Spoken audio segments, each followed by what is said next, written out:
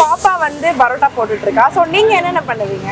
கல்ல வந்து தோசை போடுவேன். எல்லா தோசை ஐட்டமும் கல் தோசை, நைஸ் தோசை, முட்டை தோசை, பொடி தோசை, கறி தோசை, ஓகே, நிலா தோசை, இதெல்லாம் நீங்க. ஆமாம். கொத்து பரோட்டா, சிக்கன் கொத்து.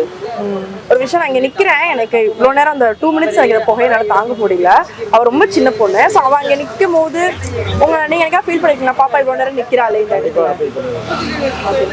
பார்ப்போம், நம்ம தான் கஷ்டப்படுறோம்னா அவன் பிள்ளைங்க கொண்டாந்து கஷ்டப்படுவோம். ரொம்ப ஃபீல் பண்ணியிருக்கேன். ஏன்னா என் மனைவியும் அதே மாதிரி அவங்க அடுப்பில் கிச்சனில் வரும்போது அவங்களுக்கும் அந்த மாதிரி இருக்கும். இங்கே நான் வந்து புகையில் வரும்போது அவங்களுக்கு தான். ஆனால் பாப்பா அவங்கள பக்கத்தில் நிற்கும்போது அனல் அடிக்கும்.